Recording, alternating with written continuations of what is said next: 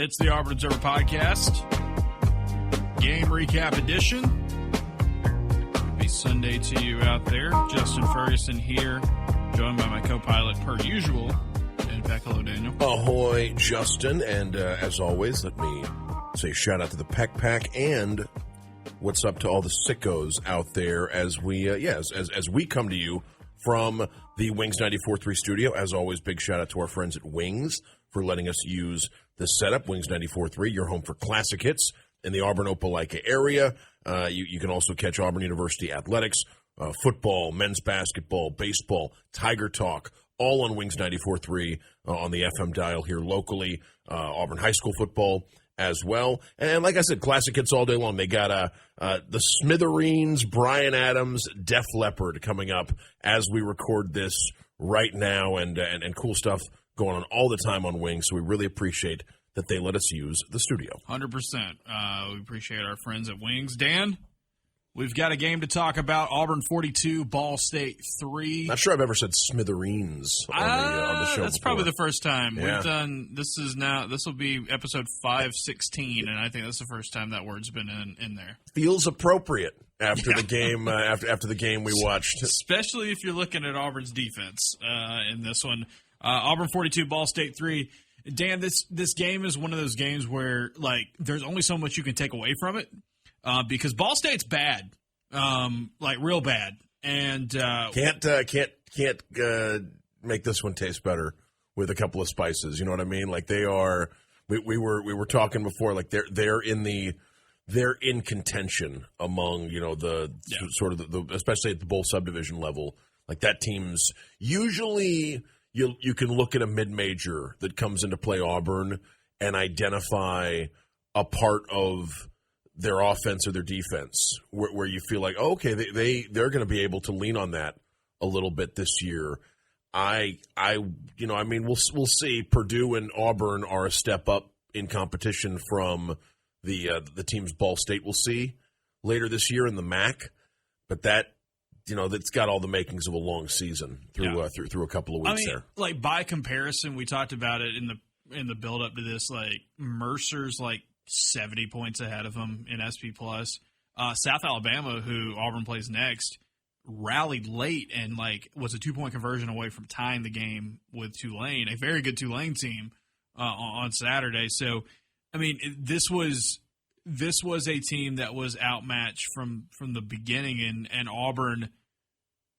I mean, there's only so much you can take away from games like this. Like, treat this one like an FCS team. And I'll say this, Auburn has played a handful of FCS teams in the time since I've covered this program, which dates back to the end of the 12, beginning of the 13 season. They played a handful of FCS teams that would be clearly better than that Ball State team that we saw yesterday. I mean, Mercer in 17. Mercer in 17. Right, like that. I mean, obviously, everyone will think of Jacksonville State in 15 as the standard bearer there. But yeah, I mean, there have been quite a few teams that I think have come in here. This Ball State team was just outmanned, outmatched from the word go. And I think, again, it was more of what could Auburn control? What could Auburn do that had nothing to do with the other side? And how much better did they look in that? So, again, take everything with this game with a giant grain of salt. Like, I think there are some positive developments for Auburn. There's some stuff you can continue to kind of look at and be like, all right, let's see. Overreacting to this game no in particular reason. would be a mistake. That's not to say that you didn't see anything of value, you didn't learn anything on Saturday night, because I do think that that there are points to be made, but a lot of them sort of come with that asterisk but this is a team several rungs below what you're going to see practically every week in starting with South Alabama, and it's like and several rungs below the Baylor team we saw. How about this in the Freeze era? We saw them blow out UMass in week 1 and then scrape with Cal in week 2, and then the next year kill Alabama A&M, scrape and lose to Cal in week 2. So it's like, we've said it in the past. How much can you really take away from games like this? Not a ton. This was a paycheck for Ball State. This was a dub for Auburn at home, a home opener to get the vibes going.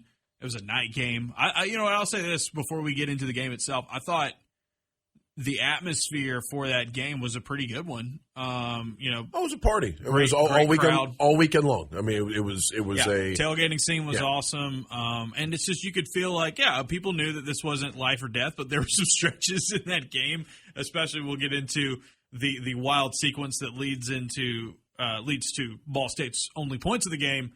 I mean, I remarked during that, it's like it felt like the student section was treating that like the fourth quarter of the Iron Bowl. With the way they were going nuts about it, and that was probably more of the ref show than anything else. But still, like, it was a good atmosphere of the crowd. The fourth quarter pyrotechnics, I think it's going to be a lot of fun for the people in the stadium. My first thought was like, in those situations, you hope Auburn's still competitive in those games heading into the fourth quarter, and they should be. I mean, they should be. I'm thinking of like Georgia but there were a couple games last year where like they do the swag surf all into the fourth quarter, and it was like, ugh, this is kind of dead. But this game, it was like you said, party atmosphere. They went all out. Some of the bells and whistles they had on the light show was cool. I really liked the touchdown where they projected the signature of the player in the end zone. That's neat. In the opposite end zone. I noticed that with one of the Jeremiah Cobb touchdown runs. It was really, really cool. It's that kind of stuff. These are all additions from the laser. Yes, the new LED laser projector thing. They can laser print on the field or whatever it is.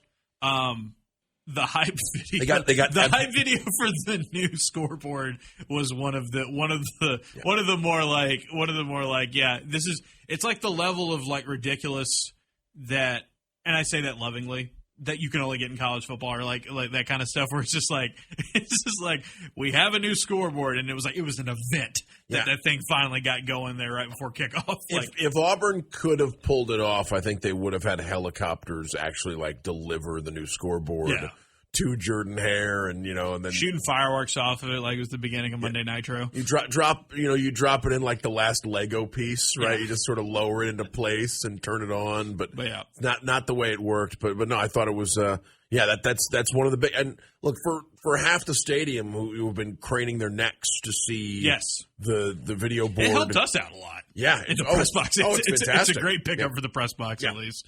We did like that. All right, let's get into the student section and everyone else who views those that. people are getting that, and that's really, really cool. All right, let's get into the game itself. Four things the Quadserver here, Dan. I'm going to start with. Look, we said heading into this game, how much better could Auburn's defense look in terms of cleanliness, execution, taking care. We knew Ball State's offense was going to be bad. We knew Ball State was going to be overmatched on that side of the ball. But could Auburn take care of the things that they didn't do as well against Baylor in this game? And the answer was a resounding yes. This was 68 total yards from Ball State. That is the fewest that Auburn has allowed in a game since 1985. Very fitting that happened on a Pat Dye legacy game for Auburn when they had so many of his former players in town for that. I still think it's crazy that game.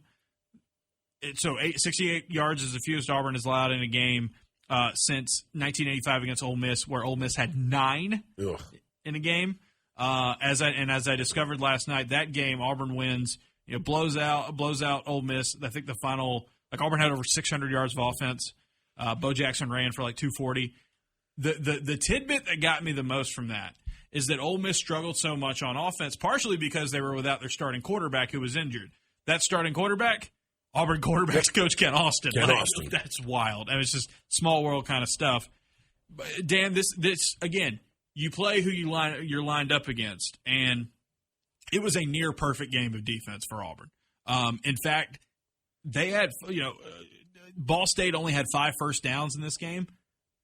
3 of them were because Auburn was playing too aggressively and gave them first downs via penalties. It was the kind of game where it felt like whenever Ball State found anything positive offensively, it was almost like by chance. Yeah. Right? It was just sort more of than 20% of Ball State snaps went for negative yards. Yeah. I mean, it felt like it just felt like a game where nothing was sustainable. Every time Ball State got a first down, you felt like, all right, well, it was, can it's like they were always looking for anything that they I mean, they were taking on water from the moment they got on the field. And again, you don't want to. It's not the only story of the game because I think 12 Auburn drives and they go 3 and out. They go 3 and out 9 of those times. Was there anything in particular the Auburn offense did, or I'm sorry, was there anything in particular the Auburn defense did that had you like thinking, oh, this is, even considering the opponents from last week to this week, this is a positive sign about from one group or another? They took the matchup seriously, and they knew that Ball State was not very good.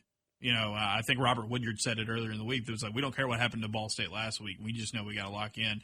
Kieran Crawford said after the game, like, you just do your job, take care of your business, and this is kind of the result that you can end up getting, subtext there against a team like this. I thought when you go from a game last week where you missed 17 tackles, and like, look, Baylor's guys are naturally harder to bring down than Ball State's guys. We know that.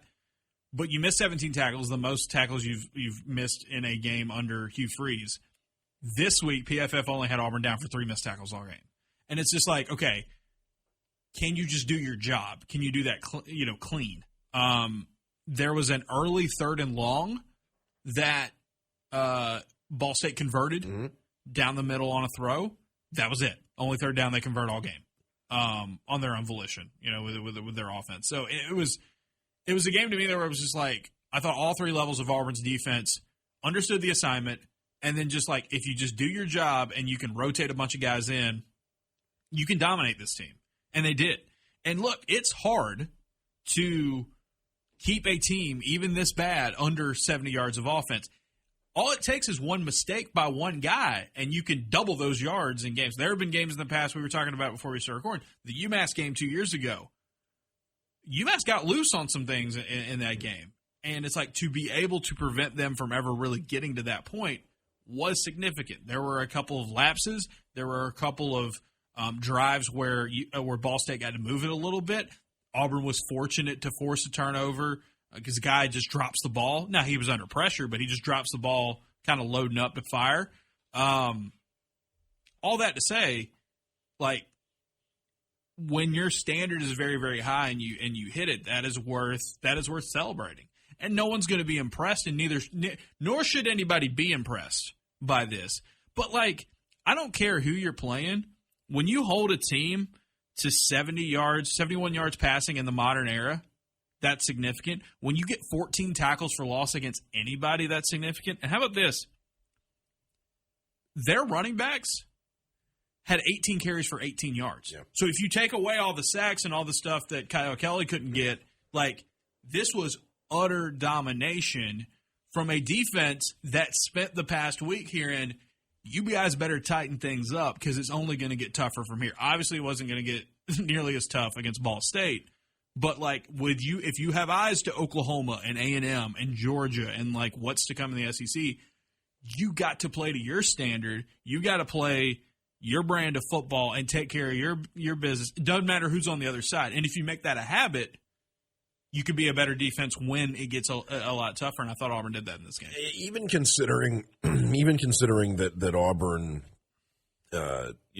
most teams improve their tackling from week 1 to week 2 because especially in this age, you don't get to tackle as much as you did during the off season, and considering the opponent goes from Baylor to Ball State, I still think that you can be really enthusiastic about the way sort of Auburn met the challenge of, all right, you want to see some improvement in how this team looks, especially when it comes to finishing plays, because with a team like Ball State, I think missed tackles are going to be the way they can turn. The only way they're going to turn some of this offense into big plays is by converting on catch and run and sort of and broken plays and things like that. And for Auburn to avoid that, and yes, I mean, everything you can say about sort of the mismatch of this game is true.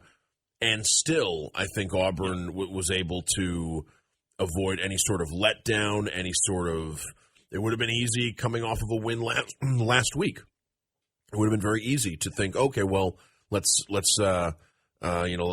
just I think an underwhelming performance, I think, would have been maybe not understandable, but you've seen teams deliver an underwhelming performance in week 2. We'll talk about them, after we break down this game. But there were some good teams that are looking underwhelming, and they weren't playing teams quite as bad as Ball State, but yes. But to avoid, being on that list and to have done it with for the most part no injuries too, like to have avoided serious potholes in the road to being as healthy as possible for the Oklahoma game. Like, I think that's that's something else that this team can take away from. But no, I think in general it's like, again, like, you don't want to overreact, but the defense did a lot of what you were hoping they would do coming off of the Baylor game. And I'll say this will be my little addendum to this point, because I'm sure we'll have more defensive points because of how dominant it was. But in the general, Auburn did its job defensively. But the other thing that stood out to me, everybody did their job defensively. Auburn played 33 guys on defense on Saturday night, so essentially 3 waves. I know there were some positions that had more than others in this game. But you ran out basically 3 waves of defenders out there. And towards the end of the game, when you had more reserves in, it was still and Ball State had their starters in the whole game. Like they were leaning on that. Ball State's last 3 drives of the game go for a grand total of -3 yards. 9 plays for -3 yards. So that's a good thing. When you want to rotate, you want to keep guys fresh, you want to keep guys healthy. That everybody does it, and you don't see a drop-off, and if you're going to be a defense that wants to pride itself on depth this season, yes, it's Ball State, but maintaining that standard in that game has got to be a great sign for DJ Durkin and his defense. I guess my point would be, since we're on the defense anyway, I would lead with Sylvester Smith, right? Ooh. Because I thought that's There's a couple of defensive players. I think there's 2 or 3 defensive players that we could take their own points, sure, and highlight them. But since we're on the pivot, I guess the pivot from talking a little bit about last week's game too. Like, if you wanted to see who was going to assert themselves in the secondary, especially in the aftermath of Champ's injury, like, Sylvester Smith played a fantastic game. Not just from and he was. I think he had a better game than people might realize from a coverage standpoint against Baylor too. Mm-hmm. It wasn't as though Sylvester Smith was consistently the soft spot of the defense against Baylor. No, but whether it's the run or the pass, and we've talked about how that position, that star position on this defense, is asked to do everything. You have to have linebacker skills. You have to have safety skills. You have to be able to cover tight ends and running backs and slot receivers and. Yep. Outside receivers that have come in to and become slot receivers, it's a position that requires so much, and it takes a special kind of player to really embrace that role. And Sylvester Smith has, I was going to say before last night, quietly become a really important part of the Auburn defense and a huge part of what Auburn needs this year. I don't think there's much quiet about it after the game he had against Ball State. Led the team with 6 tackles. All five of his tackles, I think, against the run. I'm reading this. He's down for 5 run stops against Ball State. What that means is when you make a tackle and that play goes down as an unsuccessful play due to success rate, which is 50% of yards gained on first down, 70% on second down, 100% on third and fourth down. So, he was making plays left and right. PFF's coverage grades have him down. He was targeted 5 times and gave up 20 yards. 16 of them came on one play. What was that early third down conversion for Ball State? Everywhere. And then on top of that, Dan, just bashing people. He had 6 tackles, Dan. I think 3 of them were hit sticks. He hits that one on the there's one on a kick return that he just lights into the dude. He does it several more times in the game. There's one right at the line of scrimmage too where he meets the he's dropping hammers. Just that kind of heat-seeking missile. And in this game, when there is no Champ Anthony, and you're trying out guys at safety. I think Jacquez Robinson and Eric Winters basically split the snaps at safety in this game. They're 26 and 25 is what I'm seeing. You got Caleb Harris back there. By the way, pretty good game from Caleb Harris. Just to bounce back. Again, It's Ball State, but I thought he played a really clean game. But yeah, specifically Sylvester Smith. I mean, in a game like this, guys can play well without making a lot of impact plays and doing their job well on defense. That was a dude who was a loud good in this game. And you need it because if you're a little undermanned at safety, you need that nickel to hold up and play well. And Sylvester Smith did that, and he's in a good spot heading into this Week 3 game against South Alabama, and he will be plenty tested in Week 4 against Oklahoma. Yeah, that's a position that matters more than ever before in college football. And it's a base. Yeah, you're there every snap, and it matters. I think in the red zone, that's a spot where teams are going to look to sort of attack your defense. So I think one of Sylvester's best hits of the game came in that when Ball State was driving right in the Auburn red zone. They were handed a drive. Yeah, and he that was so bad. I mean, if Sylvester doesn't make that play, Ball State's in position to threaten score their only touchdown of the game. So. Yeah. It was, the ref show was something else, man. Yeah. We'll get into it, I'm sure, at some point. But, yeah, I thought Sylvester Smith is a great example of that. I'll give you another one. We'll go to number 2 here, and I'm sure we'll get into offense here shortly. My number 2 point, Xavier Atkins is real deal. Almost said him instead of Smith. I mean, you could pick which, but it feels like there are 2 defensive players that you really come out of this game. And let's not take away from that. Kieran Crawford had 2 more sacks. Sure, really good game for him. But great start to the year. Xavier Atkins, 4 tackles for loss, 2 sacks. It was one of the better games I've seen from an Auburn linebacker. And just in terms of being everywhere, doing some of everything, you got to do that in this defense. He is turning into a really good scout and pickup by this Auburn staff. They knew he was good coming out of high school. Obviously, DJ Durkin wanted him at Texas A&M. He goes to LSU. Didn't play much at LSU, but there was a lot of potential with him. And he's getting an opportunity to play in an inside linebacker room that's got not a ton of experience coming back.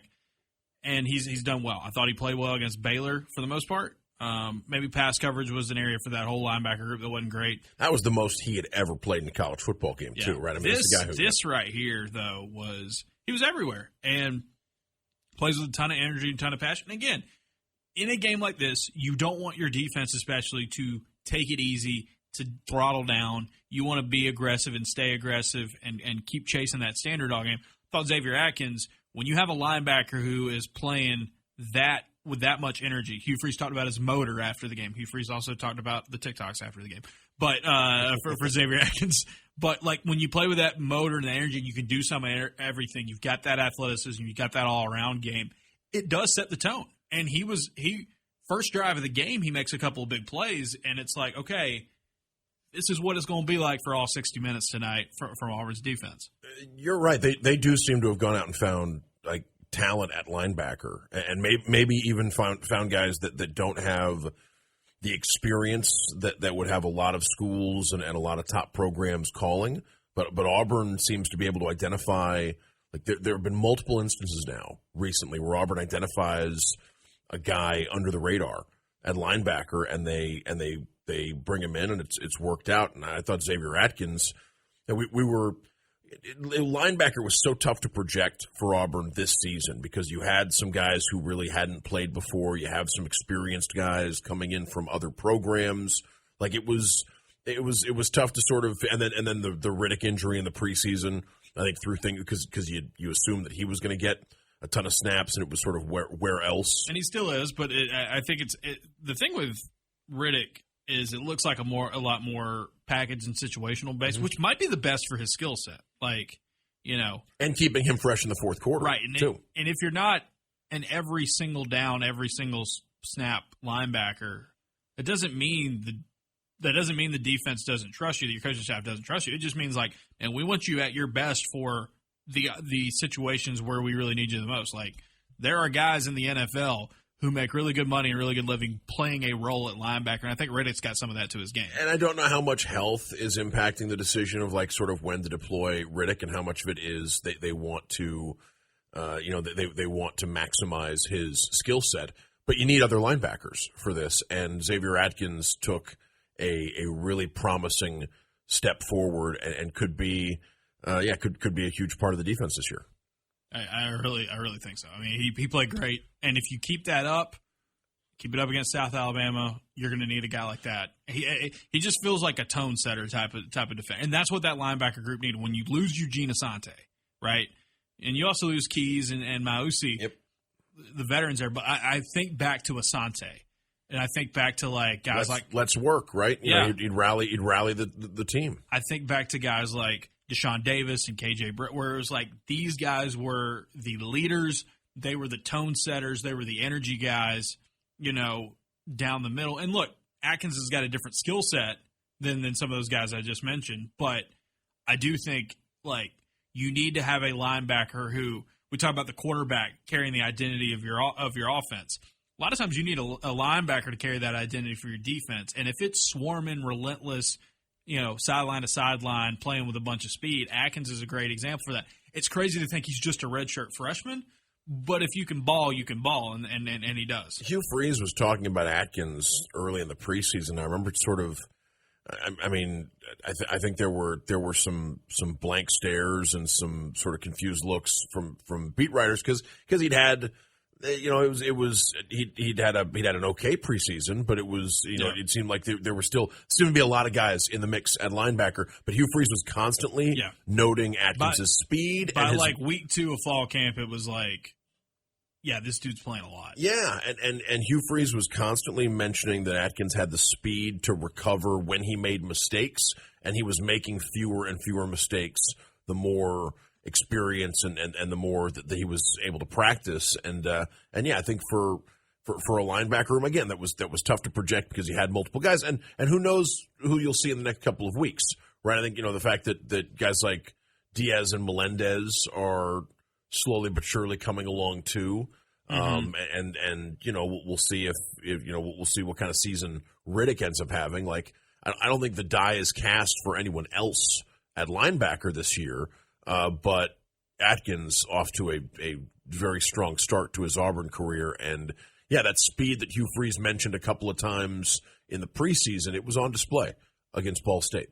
Yeah, blazing speed. And it's really, really good. All right, you're number 2. I will mention, let me see here, my number 2 point. Do you want to pivot to the offense now? Because, let's move to the offense. And, Jeremiah Cobb. It seems like Jeremiah would be. We'll get to the passing game, but we suspected in the aftermath of the Damari injury and considering the opponent, Jeremiah Cobb was probably on the verge of a big game and maybe a game where you saw some big plays, and that's exactly what you got. The one thing you didn't get from Auburn's running backs in the Baylor game was explosiveness. Like you did not see that, and Jeremiah Cobb has 2 massive runs for touchdowns in this game. His body control on one of them, where it's just like it looks like he's going down and he keeps himself up and keeps going, it's special. And again, it's Ball State. Ball State's got a really bad defense as well, but to show that breakaway speed, to show that home run ability, and I thought Freeze made a really interesting point that I didn't consider during the game. There's a lot of this game, and we can get into it with the passing game. There's a lot where Auburn goes to the air quite a bit because of the coverage Ball State was showing pre-snap. So Jeremiah Cobb only gets 11 carries in this game, but he made the point. It was like, we're down to Damari Austin. We didn't need to overwork him. And so the fact that he can get 121 yards on just 11 carries and 2 touchdowns, like he had a career day for him by far with just 11 carries. He might not be the best all-around back in the room when you talk about the pass pro and some of the stuff that he wants, but home run hitting ability, he's got it. And he showed in that first game against Baylor he can make some efficient plays between the tackles. This game was a lot more of, all right, let's go back to Montgomery Catholic, Jeremiah Cobb, and getting to run past everybody. He did an excellent job and just made the most of his opportunities. The the vast majority, I say the vast majority, about 75% of his yards come on those 2 touchdowns. But if you look at the other runs he has, the majority of them were successful. They moved the chains. They put Auburn in good positions. There are only a couple times where it just wasn't. There were only a couple of unsuccessful runs, so to speak. He did so very well with his opportunities. Well, that was on display in the Baylor game too. The thought that, like, yeah, I think it's understandable to look at Jeremiah and even maybe see the speed in the open field and think he's not a power back. He's not someone who's going to move the tag, to work between the tackles and get you tough short yards. And yet his burst allows him to do exactly that. And so he's someone who, and his ability to find daylight in smaller spaces than a bigger running back, maybe. Like there are some ways that he makes it work in between the tackles, and he's also that open field threat. And you saw some of that against Baylor, and you're right. You saw some of that against Ball State, and you're right. It's important for Auburn to have big play potential all over the field, including at running back. And I think with Jeremiah, folks who follow the team knew Auburn had that big play potential. Damari has showcased some big play potential when healthy. But not quite like that. Not quite like that. And you also, those aren't the only 2 guys who flashed some big play potential at running back against Ball State. Well, I guess we can use this point to talk about the other running backs too. I missed the Durell Robinson touchdown run because I was in the stairwell. Like that drive happens while I'm walking down to the field. Huge run, 54-yard touchdown run. Good for him. He's only gotten a few opportunities early on. And it feels like Omar Mabson might be a little bit ahead of him in the pecking order. And we'll get to Omar. But Durell Robinson, you go back to let's go back to preseason ball, Dan, when we first saw him for the first time. It's just like that burst, that explosiveness, that ability to really cut and go. He shows that in his 3rd carry at Auburn with a 54-yard touchdown run. Really good play, and he was excited about that. A very valuable weapon. When you have the full complement of your running backs in this room, the touches for guys behind the veterans might be a little bit more limited, but do you have the ability to make the most of the opportunities you do get? I thought Durell Robinson did that. I thought Omar Mabson did it as well. It's Durell's biggest play since that football hit you in practice while you were talking to him a couple of weeks ago. And no, it's Durell is somebody who, and he's been banged up. That's the other thing you got to keep in mind. Is when you talk about turf toe, anywhere on the football field, but especially at running back, like the thought that with the planting and the cutting and the needing to get to top speed, the accelerating, like it's just like I don't know how you do that at anything but 100%, especially when you're talking about the extremities. But it's not to see him. I mean, we heard Coach Nix talk about why Durell made sense for Auburn in the portal. They looked at him as someone who didn't have much to prove at the college level. It was just about sort of translating his game and bringing that production with him to Auburn. He's a good fit for this offense. And I think, being able to go to him in a game where you don't have Damari and Jeremiah, like you said, you want to avoid wear and tear and you want to get some other guys some reps. Being able to go further down the bench to somebody like Durell and get a play like that, it's promising because he's someone who has done it against quality competition in the past. Omar Mabson, 4 carries for 25 yards. He had a 13-yarder in this one. Had a really good run, breaking tackles. That's the Omar experience. When you watch him, there might not look like there might not be enough left, and he's just going to keep going. And he's going to drag that pile, and he's going to keep moving men. And, again, like I said, behind the veterans, it'll be interesting to see in SEC play how much Auburn goes to guys behind Cobb and Austin. However, they've got juice back there with Robinson being able to be that kind of explosive playmaker, or showing flashes that early. And I think Mabson's one of those guys that, this season you could believe that he could be somebody who could be trusted in big situations to carry the ball and keep the line moving for Auburn. Yeah, there are some running backs that have sort of that freight train mentality of, well, I'm going to go my direction, and a running back, a defensive player is going to have a hard time bringing me down, as opposed to running backs that sort of anticipate and look to make guys miss, look to elude.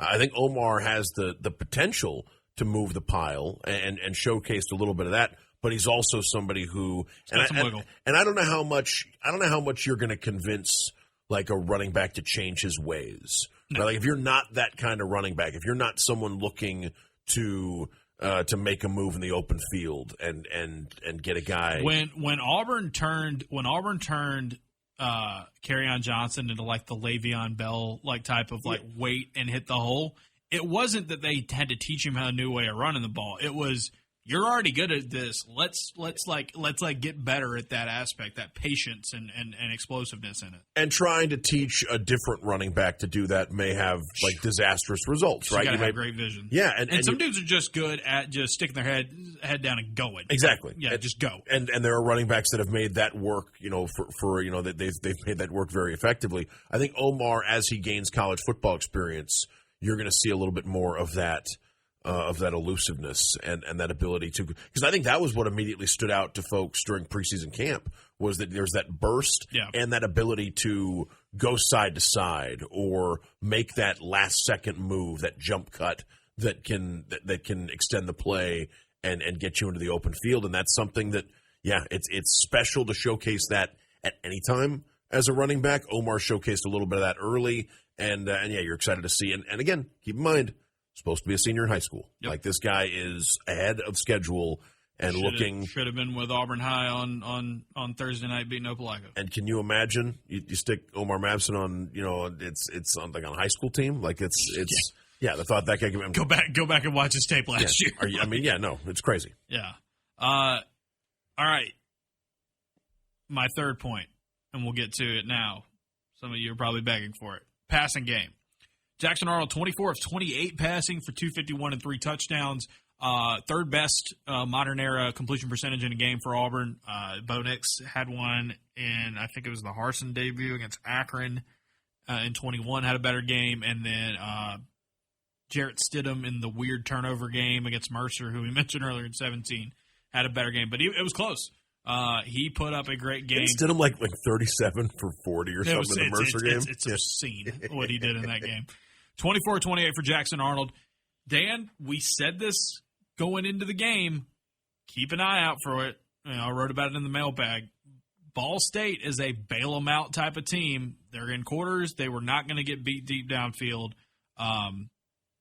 Jackson Arnold only attempts, he only attempts 2 passes of 20 or more yards down the field. One of them is a touchdown pass to Eric Singleton, which was a wheel that Ball State still hasn't picked up. And the other is the deep ball to Malcolm, right? Yes, there's no shot on that one. It was kind of in double coverage. He just forced that one up there a little bit, and he was getting pressured on that play too. But it was a ton of stuff where it was just on the shorter range of it. Go and get it. 15 of 16 on passes, fewer than 10 air yards. 20 of 21 when you count throws behind the line of scrimmage. And then 3 of 4 on those intermediate range, the touchdown to Horatio Fields, where Ball State just doesn't have anybody lined up. That's just how bad they are, man. Like, you go in no huddle and you look up and you're like, no one's over there. All right, let's go get it. Like, kind of touchdown throw. And Ball State, I think the number of snaps that defense played, I think the Ball State coach mentioned that while this game was going to be difficult for them no matter what, the offense not being able to find any sort of rhythm led to the Ball State defense being out there a lot and getting worse, I think, as the half went on and getting worse as the game went on. Yep. And that probably the low point of the game for them was, assuming that wasn't the plan. That did not look like the plan. The Horatio Fields touchdown, because I think we're noticing it in the press box too. It's like, well, there's an Auburn receiver and there is nobody in the zip code. Yeah. Like, there's just nobody around, and if Auburn quickly snaps it and throws it to him, it's going to be a very easy score. And that's exactly what happened. Yeah. And it's like, well, in the press box, I sort of said it's like in a movie when a character pulls a gun, and it's like, you don't have the guts to shoot me. It's like, well, Actually, Auburn did in fact have the guts to throw to the wide open receiver in the end zone and score the touchdown that way. And again, larger points about the passing game and sort of working out the kinks.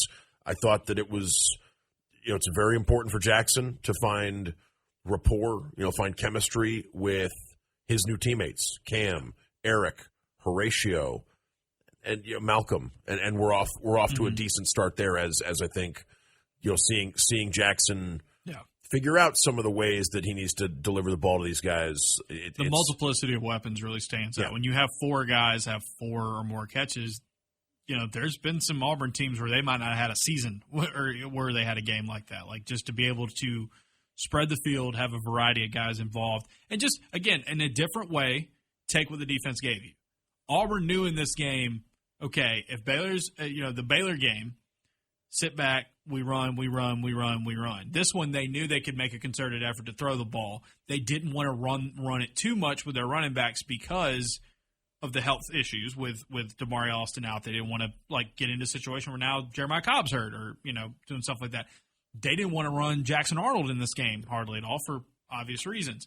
And so they said, okay, well, what do you do in this situation if they're playing backed off? You can still make throws. It's just going to have to be a lot of quick stuff. And it was. It was a lot of read, place off coverage, throw it.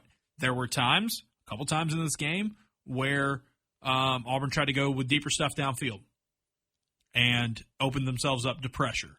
And I'm sure we can talk, maybe protection can be one of the next points here. But they took what the defense gave them over and over and over again. And they're going to be, Eric Singleton said this after the game, there's going to come points where teams aren't going to be able to do that anymore. They're going to play more straight up. You have played 2 defenses that are terrified of getting beaten deep. And so they prevented that. And Auburn has done a good job, I think, in both games of just being like, Jackson Arnold making good decisions with the ball in his hand. Seeing the soft coverage, throwing to the guys he knows are going to be open, keep it going. He said, that 5-7 yard hitch that was there all game long. He said, I probably could have thrown 10 or 11 more of them. Just keep doing at it. And sure, Auburn's going to try to experiment some, and they're going to try to, lob it up from time to time. They did some standard drop back stuff. I want to go back and see just kind of myself. PFF has it down for about 60% of his passes were, drop back passes. 40% were play action, or I guess RPO is usually kind of connected with that. We'll see. They made a concerted effort to just take what the defense gave them through the air. Thought he did a good job of that. It wasn't perfect, but in terms of just executing and decision-making, I think 2 for 2, Jackson Arnold has looked in both of these games where the decision-making and the taking what the defense gives you, that is an upgrade from what they've had the last couple seasons. And against Baylor, you didn't really get to see Auburn's explosiveness at wide receiver because of the way Baylor defended that game and sort of and willingly, played from behind as a run defense in order to keep extra help back for their secondary. With Ball State, you started to see a little bit more of that big play potential from the Auburn receivers. Like Cam Coleman, had a couple of really nice catches. We mentioned Horatio. And, I think Eric Singleton, right, was – and keep in mind, a week and a half ago, we're wondering how much Eric Singleton factors in early in the season in the non-contact jersey. But here you are, and Eric Singleton – I mean, he's get that ball in that dude's hands. Yeah, I mean, it seems like whether it's short stuff and his ability to make plays after the catch, whether it's something a little bit deeper where he can get himself open. I mean, he's a really it's going to be a huge part of the offense this year is what Singleton can give you, kind of regardless of how Cam is playing or how Horatio is playing or how you are running the football. And yeah, promising stuff from Eric Singleton against Ball State. And I'll also say this: Horatio Fields 6 of 6 on his targets. Every one of those plays were really successful plays for Auburn. Great efficiency, and that was what he did at Wake Forest. There's a value in having a dude that, and he had a touchdown, but his long was an 11-yard. There's a value in a dude that is just going to hit singles and stretch them out into doubles every now. He is just Mr. Efficiency, Mr. On-base percentage. Like, that's Horatio Fields' game. And then Cam Coleman, Dan, doesn't get a touchdown, but 7 catches on 8 targets for 77 yards. 3 out of Cam Coleman's last 4 games. 4 out of his last 5. He's had 7 or more catches in 4 out of his last 5 games. The dude is heating up. And it's just a guy that you could tell Ball State's corners were like, that guy's not going to beat me deep. Now, that dude may choke slam me on a stiff arm, but he's not going to beat me deep. He's playing really, really well. And just Jackson Arnold's making good decisions, just reading and going. Just get the ball to those guys. And it's against Ball State, who's bad. And it was against Baylor, whose defense is very bad by power conference standards. But still, you got to make it happen. He's done a really good job spreading the field, sharing around, and just making the right decisions. Seeing it pre-snap, being in sync with what the receivers need to be doing, what the running backs need to be doing. He mentioned that the first Jeremiah Cobb touchdown run was a play they checked into. It was that they're reading this. Nope. All right, let's go run it. Makes that call and goes. And I felt like in this game, Dan, like if Auburn wanted to run nothing but RPOs, against Ball State and didn't make more of a concerted effort to drop back and pass, they probably could have scored even more. And it could have been a lot more fluid on offense. But the fact that they did drop back, they did open themselves up a little bit more to pressure, the fact that they did try to stretch it downfield, it hurt some of those drives. But ultimately, they got to work on what they wanted to do. And 24-28 for 251 against anybody is good quarterback play. Yeah, and I'll take Singleton and the receivers as sort of my third point, and bounce it back to you if you have. That's good. What do you got? All right, so let's talk the protection. It is something that is going to continue to be about this Auburn offense. And look, this is not new. We said it in the preseason. There were concerns about Auburn's drop back game, that they felt like they were operating better up front in the RPO game, in the running game. I think there was hope because you had new faces at tackle and guys who had played major conference college football before coming in guys can get as better. your starter. Guys can get better. I mean, I'm reminded of the 2017 offensive line getting ran through over and over again by Clemson in week 2 that year, and then finishing the year as one of the better offensive lines in the SEC. Now, I would point out in 17, and I don't know if this is on. I mean, there is too tall. 17 made a switch, right? They went to they had injuries. They went to Casey at center and moved Golson to either guard or tackle. But the 17 team, but I believe that was because of an injury. I think they had an injury at tackle, but then maybe even stayed that way, like for the rest of the season after. Like but there was a shakeup. Yeah, I'm not sure. Like a personnel shakeup is on the horizon for the Auburn offensive line. It's just a matter of seeing like if they can meet expectations. Yeah, Tuzal played 28 snaps on Saturday. I think he played both guard spots in this game. They rotated Dylan Wade and I don't think it's about Jeremiah it's Wright. not about too tall getting better.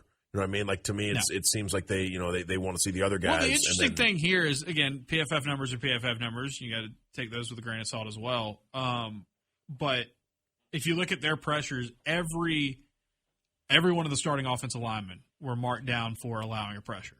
All 5 of them. That's something you got. Like you can't sit here and say like to your point, Dan. It's not that guy needs to be replaced or that.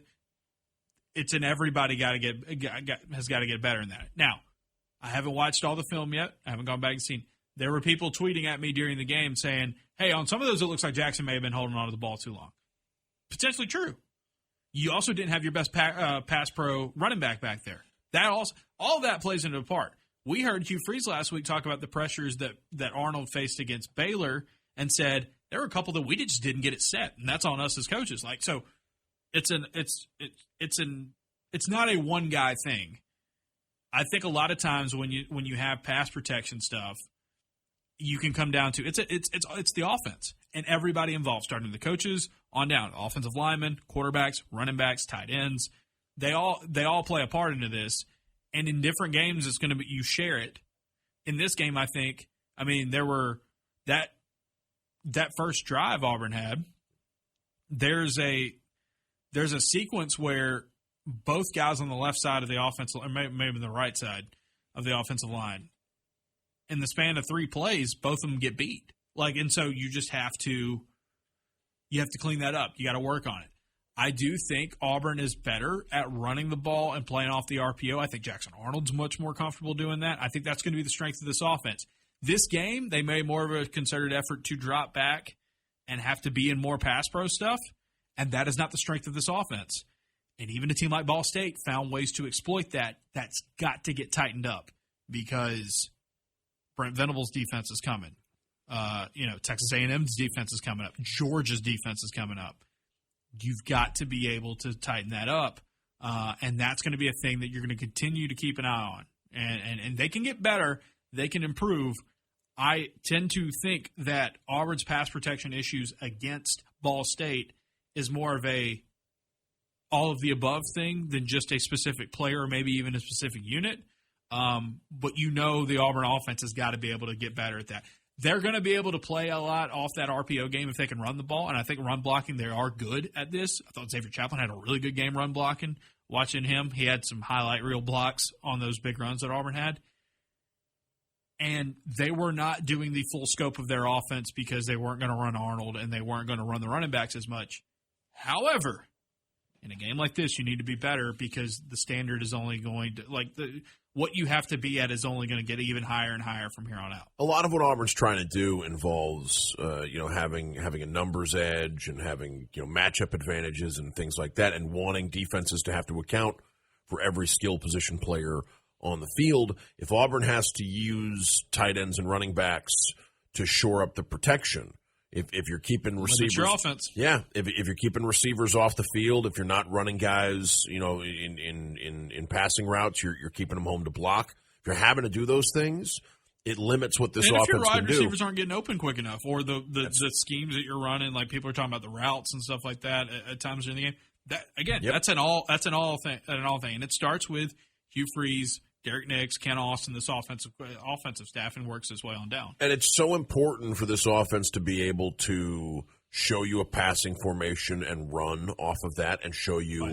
what you might think is a running formation. I think the Singleton touchdown, the screen, the other one when he goes in motion, you've got 2 tight ends and a receiver in the block. Yeah, it looks like they were about to do the little flip play. Yeah, it's a power run formation.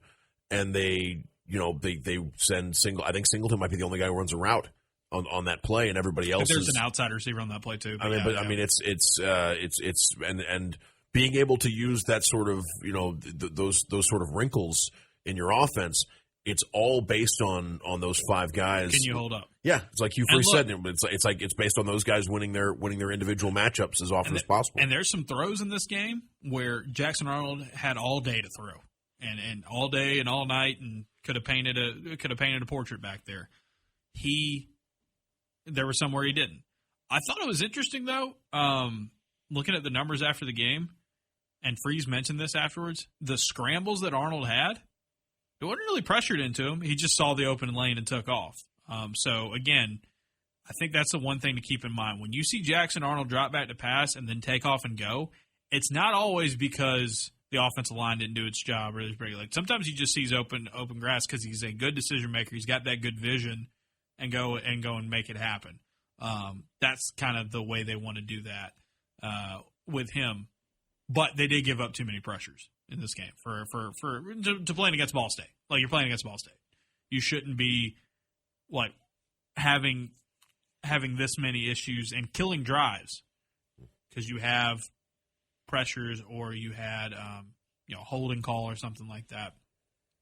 I'm not expecting Auburn to be perfect, but you do expect them to be cleaner in this area, and that's something they're going to have to work on moving forward. And I think that'll bring me to my 4th point, which would be I'm worried about a game where Auburn does a lot of what you need to do, but it's special teams miscues hurting you. And you've got a couple of games coming up, between Oklahoma and Texas A&M and Georgia, where your margins, are thin. Like you don't have a wide berth. You don't have the talent advantage that you've had in these first 3 games. No, and so I think and you're going to be on the road, and it's like, and it's hard to, I don't feel good about the field goal stuff. You know what I mean? Criticizing it in any way, it's like it's unfortunate what's going on there, but it also like it limits you if you feel like anything beyond 35,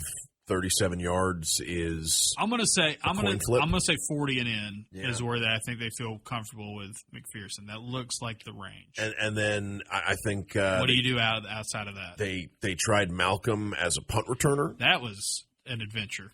Yeah, and not a great one. And I think that's something where not just the muff, but like getting beat deep as often as tracking it and catching. The Ball State punter had a lot of work to do, and he did well, but. Yeah, and I get this is a game where, I think getting Malcolm experience there because maybe you don't want it always being Eric. Mm-hmm. Eric Singleton has done very well as a punt returner in his career. Was the primary punt returner in the Baylor game. Yeah, wouldn't be surprised if he goes back to that. But yeah, I think that's something else. And in a game like this, I can see why one of your top receivers isn't doing that as much, but. Yeah. And not to be all like old school football coach, but like in Oklahoma and A&M and Georgia, like your punts are going to be tremendously important. Yeah. Now, your punts. Hudson Cobb shanked one. He didn't have a strong overall game by what you would expect from him. Your punts and their punts are going to be extremely important. Like that's 2 special teams penalties in this game as well. It's not great. I will say that there are a couple of positives from the special teams. Both of Rashawn Pleasant's returns were pretty good. Yep. Like he felt like he was close to breaking at least one of them. And then, Towns McGoo gets hurt or something on that kick, and it's just I'm getting to the point where it's like, don't try long field goals. Just do not do that. Like it is a lose situation. You do not have somebody right now with McPherson the way he is. You don't have anybody proven to do that. And I think all that's happening, and we'll see with Towns McGoo what his injury status is like moving forward. I think you're just continuing to shatter anything where you gotta don't be afraid. If you've got a defense that's good in these games coming up, a plus territory punt's not the worst thing in the world if you have a guy who can pin them deep. And I thought that Gibbs did a pretty good job with the kickoffs. That was the other one. Yeah, he did good with kickoffs. Do they trust him for the longer field goal stuff? They might have to, but I'm kind of at the point now where it's just like, don't try it. But do not try it. I was unfamiliar with Gibbs's game as a kickoff guy, and I thought he did a pretty good job getting a couple of those in the end zone. Got a shout out from Hugh Freeze after the game. I know people were impressed with that. Yeah, special teams got to continue to clean up. This was another game where Auburn was in the negatives in special teams EPA. You just need your special teams a lot of times to just be a net neutral or a little bit of a positive. And Auburn has had decades of success doing that. They've gone backwards. It has not gotten better to this point. There are some positives. There are some negatives. You just got to clean it up. It's kind of like the pass protection. You've got potential, and you've shown ability to be better in that. You just got to clean it up. I think I mostly agree. I would maybe give it another week as far as can you find an answer with long field goals, and if things still seem bleak, maybe you try Gibbs on that, yeah. But I would say at the moment, if you don't see improvement there, no, I think you have a line at Oklahoma and you don't cross it, right? Where it's like, all right, if it's 4th and long and it's like the choice is either punt and plus territory or try a 50-plus yard field goal. Right now, I'm just punt it. And I know it's not what you want to do, and maybe analytically it's not the best thing to do, but do the analytics factor in your field goal woes? Your field goal team is not like I would agree with you. I would say, and it's a tough spot to be in. It is a tough spot to be in for sure. They have, and we'll see with Magoo's injury and how that goes. Like they are banking on him to get back, and last season being an anomaly for him. And then we'll see with Gibbs. He had some good moments at Southern Miss. He had some not great moments at Southern Miss. And McPherson is just, I think, automatic on the short stuff, and that's great to have. That's a weapon to have. We were talking about it, though, before the season. Short field goals should be the only ones Auburn is kicking. And in my opinion, like you got to have an offense that is doing better in once you cross the 40, and they have to this point in the season. Like, they are scoring those touchdowns against bad defenses, but they are scoring those touchdowns. In these games ahead, like, it can't be field goal game can't be continue to be like a random number generator. Like, and it's not good for anybody. No, it's not good for anybody. That's kind of a negative spin on the end of the game. But by the way, this game was just 42-3. You're close to covering if Ball State doesn't get the ref show there at that point. By the way, I said it. I said Auburn needs to force 2 turnovers, and I should have it. I should have. That dude was still moving forward when he fumbled that ball. The Woodyard the takeaway, right? That was a. I don't understand how with the Ryan G fumble. It's like I don't understand how you can run a play or try to run a play, call delay a game, and then go back and review it. And then, be very confusing on what was being reviewed. Yeah, the face mask on that drive were face mask. They came in late in the play, but they were face mask. Then you start doing stuff like the targeting. It's like it was a bad the end of that third quarter felt like it took 20 years. And it was just really bad refereeing. My guess on and I would have gotten this wrong before the game. Like, my guess would be if you have if a play ends and something reviewable happened and no one challenges it and the review light doesn't go on, and then the other team doesn't run a play and the play clock expires and you have a flag for delay of game, I would have thought that means that the previous play is no longer reviewable. Yep. Apparently that's wrong, and you can still review. Or, the other subject, did the light go on just before the delay of game flag was thrown, in which case you could still I had just a terrible batting average on predicting what referees were going to do. I didn't think that the fumble by Guy was going to be was going to get overturned. So yeah, that's a tough break for a guy making his first catch. You know what I mean? That's football and things. The face mask stuff. It's like, on those ones, the people are upset, but they were face masks. They were unnecessary. Yeah. They were like, you already got the dude dead, dead to rights in the backfield, or you got the stop, and you got to clean that up. It doesn't hurt you much, if at all, in this game against Ball State. It could start hurting you more against South Alabama next week, and it'll definitely hurt you in SEC play. Yeah, that was a sleeper hold, right? Like you're gonna get caught, and you got away with the Riddick one against Baylor, right? I mean, you got your free blatant face mask. You got your free lariat this year, and in the meantime, I know you're right. I mean, I guess the special teams point is but I didn't want to mention it earlier. No, you know what I mean. So I feel like it's probably I think putting it in the proper. Again, you just want your special teams play to be. If you can have it to be a net neutral, that's success a lot of times. It's like the Radiohead song, right? It's like everything in its right place. You know what I mean? It's a proper context, and I think Auburn, for the most part, you did not come out of, and there have been multiple games like the Ball State game last night, multiple games where Auburn came away and you had big neon signs of danger about one side of the ball or the other, or about an aspect of your team. I don't think you came out of that Baylor game with a big, a huge neon sign telling you that there's an area of concern.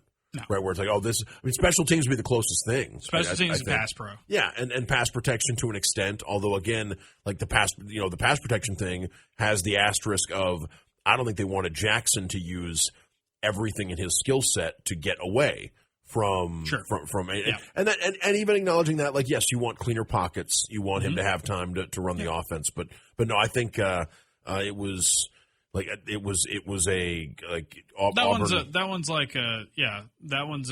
one's a concern.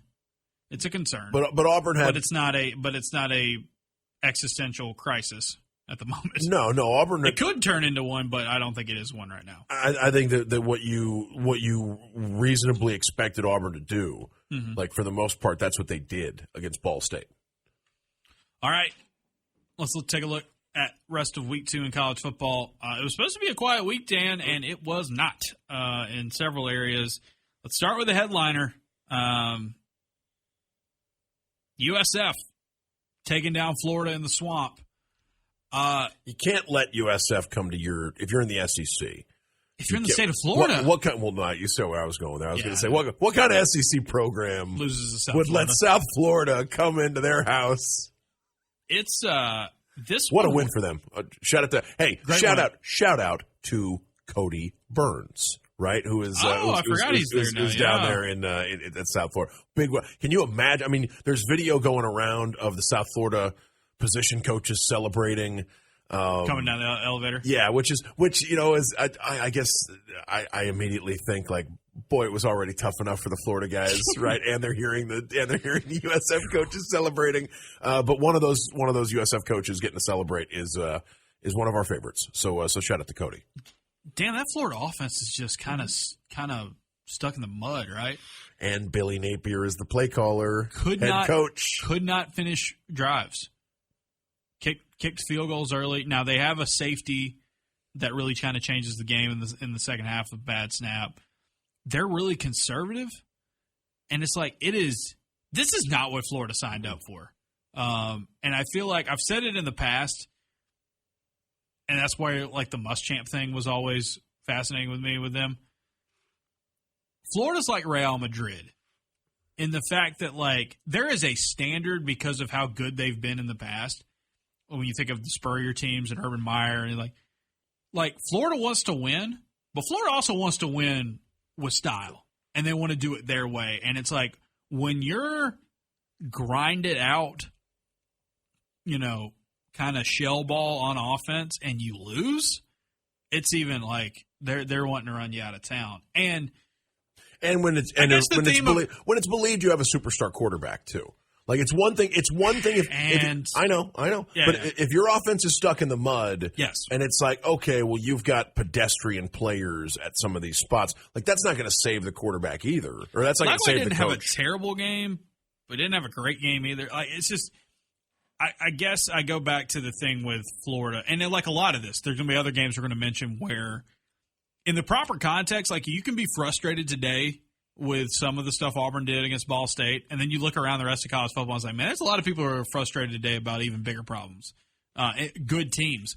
Am I crazy for thinking Florida should have let them score and get the ball back? Why did they call timeout? Yeah, I didn't know what was going on there at the end. I know, like, look, if it's at some point, it probably is the wrong move to say, all right, let them score rather than let them. They didn't even let them. They handed them an opportunity to be the last with the ball. Yeah. You don't do that. You don't do that. No. They had two timeouts they were just kind of chilling with. Yeah, I didn't know what. Like I thought either you let them score or you start using your timeouts earlier and give yourself like a puncher's chance with the ball. Florida did not. Yeah, Florida. How about USF? How about USF at the point now where they have wins over Boise State and Florida? They play Miami next, and it's like they could take a loss and still be in a really good spot moving forward, like big picture wise. It's a great. But between South Florida beating Florida in Gainesville.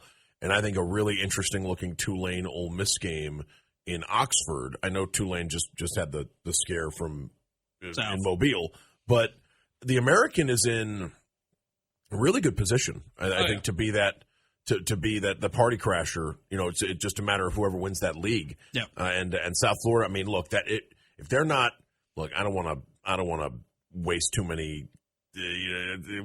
time talking about the polls.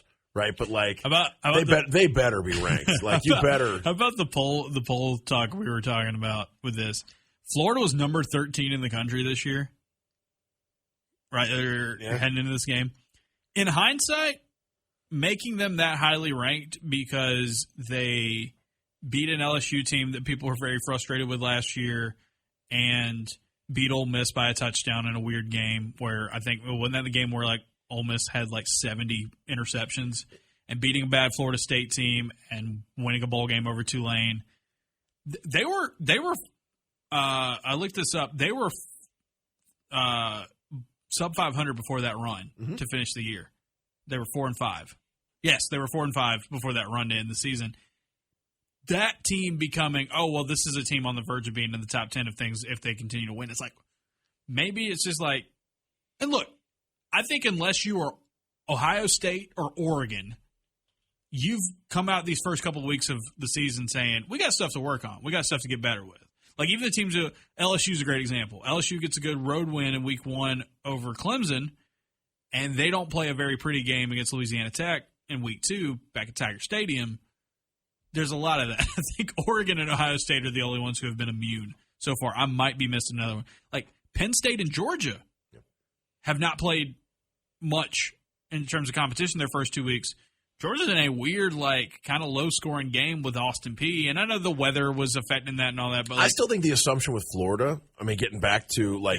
Yeah. I'm just saying, it's like everybody's got stuff to work on. And it's just like, I mean, you've got teams with obvious flaws that are top 15 teams right now. And that's kind of where the state of college football is at the moment. The Florida point, though, like, I think that vote made sense if you believed in, like, the Lagway hype. Right? Like that's if you were a voter who thought that, like, okay, this is it. I mean, South Carolina's got a ton of hype as well, and they had to have like 2 punt returns. Yeah, to start pulling away from South Carolina State. And I think that's another team where if you believe in, like, the superstar potential of the quarterback, maybe. But I think in general, yeah, you look at big chunks of that roster and you say, are they a top 12 team? You look at the track record and you say, are they a top 12 team or a top 15 team? And yeah, with Florida, but somebody's got to be. Yeah, and that's a sad thing. And the good news, it's a good news, bad news situation for Billy Napier. Like, Florida will have opportunities. Like, Florida was probably, because of the schedule, even before we thought Florida State was good. Yeah. Like, Florida was the team where it was like, you know, they probably, people say this about Tennessee too, where it's like they have the kind of schedule where they could be awesome and be like 9-3. They could be a 9-3 playoff team. Like, they are the kind of teams where it's like, if they can navigate 9-3 with this schedule, who they have to beat, you know, potentially leave, like Florida's. I mean, Florida. The rest of Florida's games are against major conference opponents. Yes. Florida plays 8 SEC teams, Miami and Florida State. Like, those are Florida's next 10 games, starting with LSU on Saturday. It's like, if they can salvage it. The problem is it's so much harder. You've got LSU and Miami the next 2 weeks. Like, that's salvaging it involves, and I believe they're both on the road. I believe you're going to LSU and going to Miami. You are going to LSU. Yeah. I'm pretty sure you're going to Miami the week after that, and so it's like you've got a really tall task ahead of you, and this is it's an early setback for an Alabama team or for a Florida team that. Yeah, Alabama didn't have a setback. No. I would say, you know what? The reason I say that, the reason I say Alabama though, is because it is reminiscent of Alabama losing to Florida State. Yeah, early on. Like, they got plenty of time to be fine. They've got plenty of time. They've also got some heavy hitters on the schedule very soon. Illinois pulling away from Duke yesterday. I thought Illinois is about to be a top 10 team, and it's like, I guess. I mean, they're winning. They're doing what they have to. Baylor 48, SMU 45 in double overtime. SMU blows it. How about that? Late. Misses a short field goal in double overtime. Baylor takes advantage of the win. Look, Baylor's offense is awesome. Like, the eye test we got in week 1 in Auburn, Baylor, it held up. Baylor's offense is awesome. Baylor's defense is very bad. The yards per play. I wonder how many the yards per play, both through the air and on the ground, for SMU was appalling in this game. I wonder how many guys are looking at 2 400-yard games so far in major conference college football, especially against a team like Auburn and a team like SMU. And look, Baylor beating a good SMU team away from home does not hurt Auburn at all. But it helps their rep. But I think the big thing coming out of this one is like, take what Auburn was able to do on offense against Baylor with a grain of salt, because that offense is bad. I think they're playing arena ball all year long, I think, and that's just kind of the way they have to go. Iowa State 16, Iowa 13. Iowa State's kicker has hit game winners against Iowa in back-to-back years. That is how you become a program legend. That was a really cool game. Iowa State had the most Iowa State drive to win that game as well, and then Iowa had to do a 2-minute drill, and it was disastrous.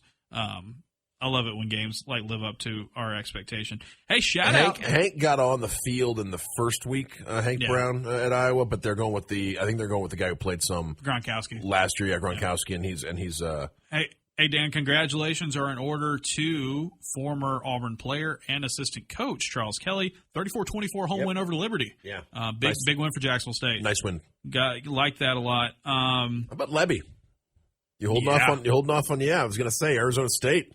They blew it. They blew that game. They blew it, and that's. I mean, look, I don't want to get into conference supremacy stuff, it's the optics on a day where some other Big 12 teams had horrifying looking losses. Yeah. The thought that that last year's champion goes to Starkville, goes to a team that was picked at the bottom of this year's SEC and loses that game. It says a lot. Yeah, it just says a lot. We knew that. We knew that. I mean, Auburn Baylor was a very good example of that. Yeah, but I think last year's champion losing to... But remember, that was last year's champion who was also predicted to finish last year. Like, it's just... variance is wild in that league. But that league, I mean, I think the fact is, and you can use Oklahoma State if you want. I think... You know how I can tell the variance is wild in that league? Kansas State lost to Army. Who lost to Tarleton State. Without... And I know people said this at the time. Without Texas and Oklahoma, like that league... it's fun, but it's weird. It's fun, but it's weird, and it feels very far away from the best teams in college football. Yeah, right. Like in a way that with Texas and Oklahoma, you thought that they're. I'll give you another example of this. With that, Missouri 42, Kansas 31. Missouri pulls away in that second half, and it's just like that's the SEC team, that's the Big 12 team, and even though Kansas has some dudes and they have some fun. Missouri is still more built to last in these games. I thought it showed in that one. That whole conference is like without Texas. It's like a clearance rack conference now, right? They've assembled. Fun. It's fun, but it's decidedly a tier below the other conferences in major college football. Is Ole Miss just going to just do this with Kentucky and from now on?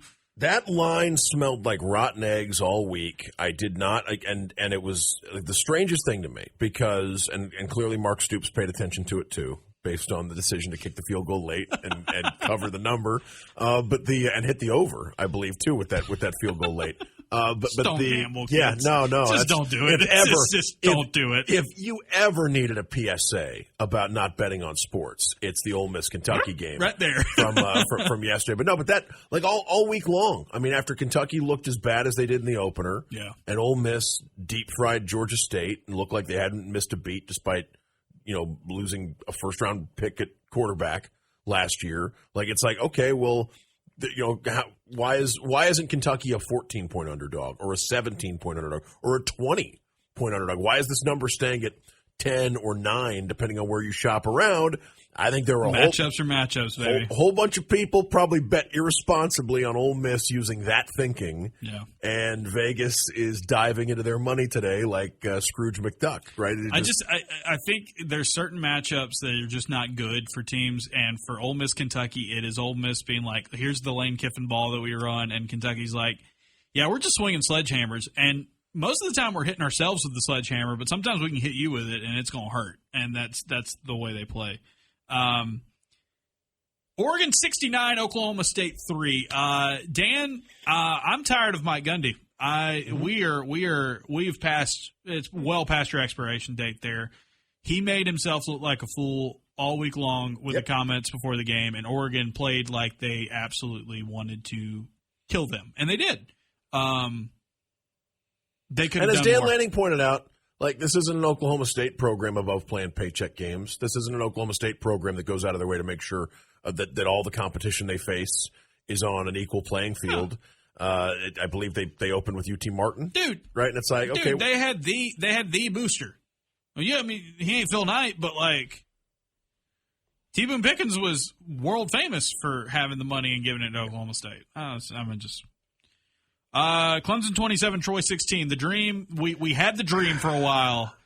What's up with Clemson, man? Like, I don't know. That's not good. No, that one's trending in the wrong direction. A reminder that Troy was down by multiple scores to Nicholls State in the second half last week. No, Nicholls was leading with like 10 minutes to go against Troy, and a week later it's 16-0 and Boo Birds are out, and it's no, it has not been the start. Like, Clemson comes back and wins that game. Yeah. But this has not been the start to the season. I think for folks who looked at Clemson and saw a quarterback people thought could be the first overall pick in the 2026 NFL draft, 3 defensive players that people still think can be 3 of the first 12, 3 of the first 15 guys off the board next year. When you have those kind of bona fides, when you have that kind of star power, No, I don't think a ho-hum loss to LSU at home and just a disastrous first half against Troy, I don't think that's what people were expecting. And I do think Clemson's going to, like, if they drop a game, and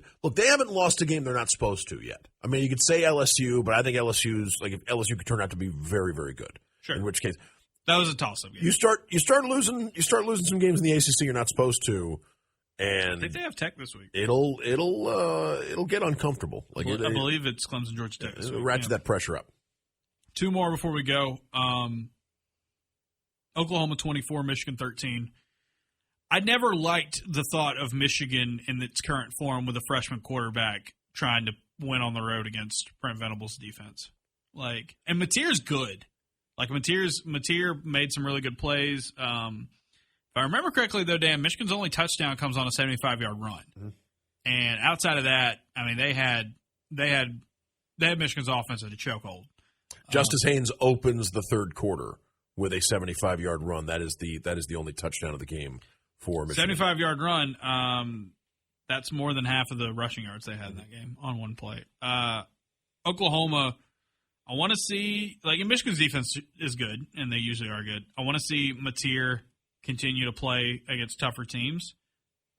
They play Temple. Like, Temple's got off to a good start. I'm interested just in that game just because it'll be right before the Auburn game. But now that's an impressive.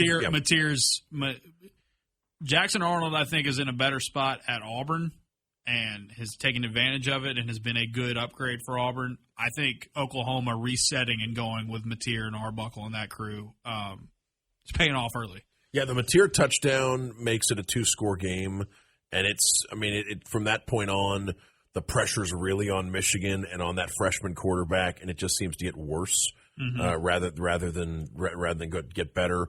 For Mateer, that's about as good a defense as he's ever faced in college football. We'll see what Michigan ends up being, but like Washington State played a weird schedule last year, and before that he was he was hanging out at the lower level. I thought Mateer passed an early test and did not mistake free.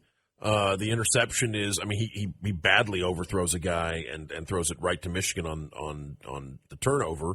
But no, it's a team that probably should be feeling pretty confident after a performance like the one they just had. I lied. I have two more. UNLV 30, UCLA 23. UCLA fights back in the second half, but they were down 23-3 at the break, I believe, in that one.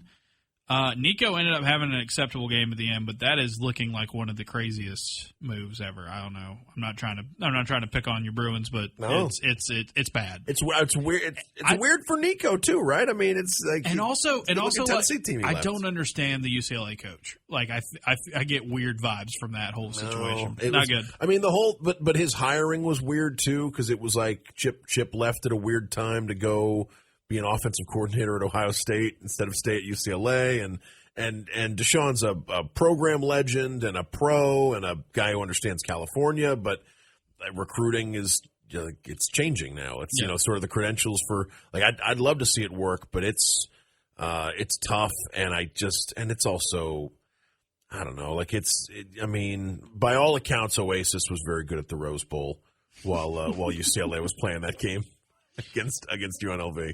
Last one, Vanderbilt goes on the road and scores, I believe it's 34 unanswered. Mm-hmm. Beats Virginia Tech 44-20. I don't think Virginia Tech's very good. I don't like where that's heading with Brent Pry. I think Virginia Tech's in trouble. However, Vandy might be for real again. Yeah. And that matchup, like Auburn fans, you already know that matchup later in the season has got to be circled with and highlighted a ton. It's just going to only get stronger from here. We'll see what Vandy does against quality competition in the SEC coming up. However, Dan, they last season was that overtime win over Virginia Tech at home.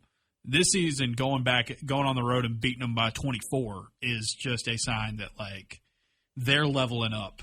And yeah, I mean when the bottom tier of your league is being able going out there and doing that in these games like this, it just tells you where the SEC is. 228 through the air, 262 on the ground. They mashed them on the ground. And I'll tell you, and that's something where numbers aren't overwhelming for Pavia as a runner, but he can get you a couple of tough yards when you're focused on stopping everything else. And he was just.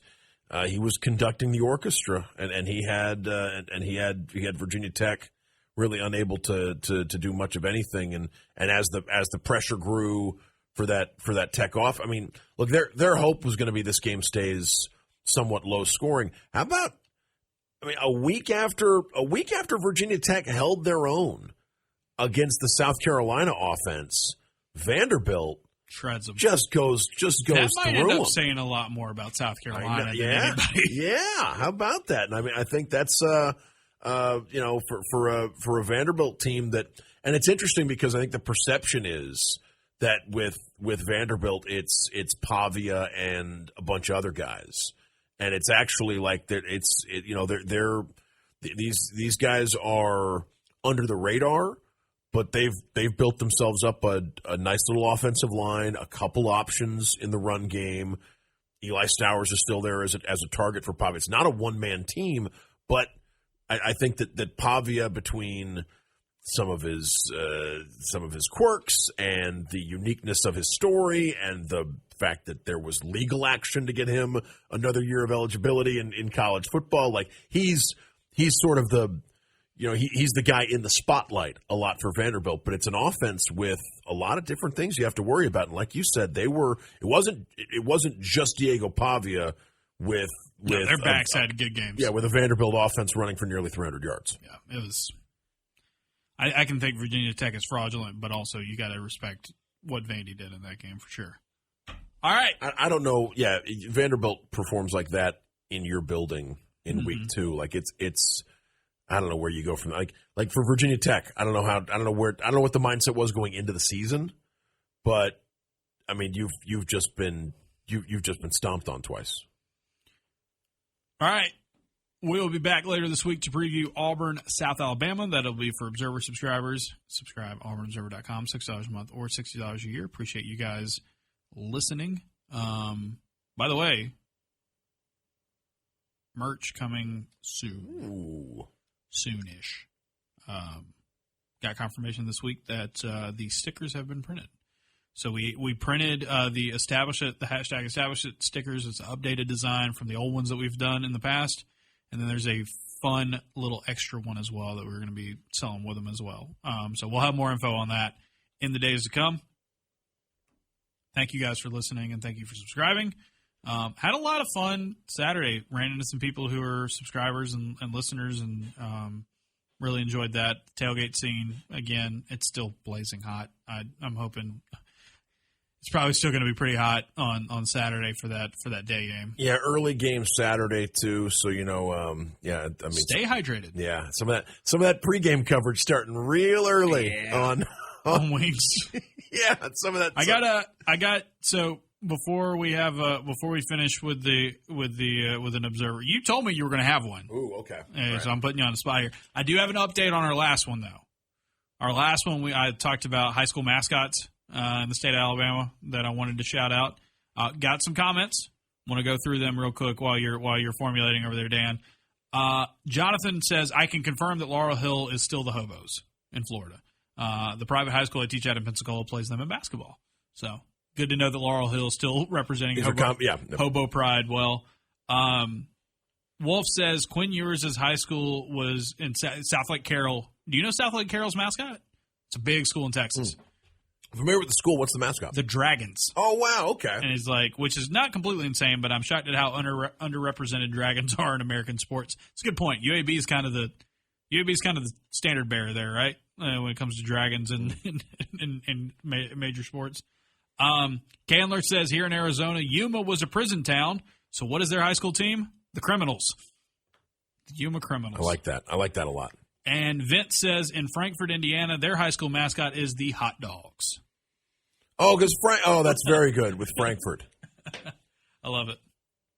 Okay, as promised, Justin, I do have an Observer Big Four for you here, and I don't want to pull behind the curtain too much, but we do have some guest requests out there, and I would be interested to know, Justin, do you have like dream guests to have on the Observer, or like people to interview as don't have to be sports figures, they could be.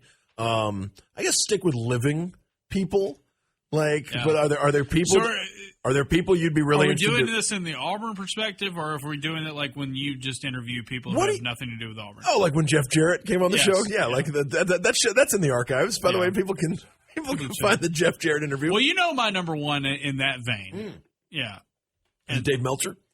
No, it's Tony Schiavone. Oh, Tony, yeah. Because you can also pull the Georgia stuff and the SEC stuff with Schiavone. Yes. I think Schiavone would be an incredible TV guest. So that's actually what prompted this is that we have, and it's not the first time we've asked for Tony before, and he is busy guy. Yeah, he's a busy guy, between Tony Schiavone was a long time WCW announcer. He worked with the Braves radio team. Hawks, Georgia. Yeah, he's a big time Atlanta sports guy, and someone I met at SEC Media Days a long time ago. But it would be very cool to talk to Tony Schiavone. But that's so okay. So do you have is he are you going with him as one of your? Yeah, Schiavone is definitely one of mine. Yeah, I mean, I guess, and I guess my wrestling adjacent one would be, I mean, Schiavone would be fantastic too. Mick Foley is full of stories, right? Like Mick Foley would be a fun, and he's another guy who's like he's lived through a lot of history, has a lot of yarns and has a lot of stories to tell. So yeah, Mick would be one of my pro wrestling. Dream. Although, I mean, Meltzer is also, I mean, somewhat an important part of the Observer history. I don't think he's called very many Auburn games before, but Kevin Harlan. Yeah. I think Harlan would be a great. Kevin Harlan's a great one. Yeah. Okay. And I haven't formulated like, I'm trying to think of like, because of how important the show was to my, to sort of my understanding of sports, like Kornheiser or Wilbon, like one of the PTI guys, probably sure. Kornheiser would be, because I was also a big fan of like one of the first like sports talk radio shows that I really listened to compulsively was Tony's ESPN radio show, which was, I think when he stopped doing it, that's when we get the Herd. I think that was sort of the swap was they went from Kornheiser to Cowherd on ESPN radio, but yeah, so Tony Kornheiser has been a pretty big part of my fandom and would be on my list. Let's go with somebody that is in the Auburn orbit. But okay, do you know what prompted this in my head? Or the tunnel video yesterday, Tom Gossam Jr. was doing the narration for it, which is really, really cool. In a similar vein, I feel like since she's an outspoken Auburn person and has been Octavia Spencer. Octavia Spencer, I think would be great because her career. When you think though, like going from AUM to like big name actress, like that is quite the jump and quite the career journey, and somebody who has proudly been supported Auburn all the way through it. We'll be at the homecoming parade too, I believe, as the Grand Marshal or whatever the official title is. Like, and maybe some of this like in part is because I know how great they are.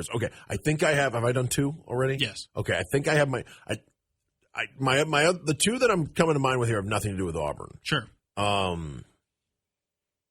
Conan O'Brien, maybe would be like, just because he's a fantastic. He has become, and I heard Howard Stern talking about this the other day. Like he's become a fantastic talk show host, like talk show guest. Like he was a talk show host for a long time. Conan's become like he'll come on with stories, and he's great at it. Like he's just and I won't be shocked at all if like that's sort of the net. Like that was sort of like the last 20 years of Groucho Marx's life was in the public eye was being a guy who came on talk shows and told stories, and some of it was hosting his own stuff, but Conan O'Brien hosted his own stuff for a very long time, and is very, very in his element now. And I mean, it's still obviously hosted the Oscars this year, but Conan would be would be. Give me your last one. I want to finish with mine. The last one might be. I guess I'm going back to like people that I've heard on podcasts that I know are great too, like a Paul F. Tompkins or a Patton Oswalt would be like maybe Patton. Would be. He's got some sort of connection to around here, don't he? Patton is Patton recorded comedy albums in Athens. That's it. That's I think that like his first 2 albums may have been recorded in Athens, Georgia. He was around. He traveled the South a lot. The Auburn comedy connection that we've talked about on the show before is Mitch Hedberg. Mitch Hedberg's last show, I think ever, was in Auburn. Certainly one of the last ones of his life was in Auburn. But that's and I mean, I guess so we're since we set the parameters where we did, I'll go with with Patton. All right, I'll close with this Auburn Observer podcast guest Connor O'Malley. Get away,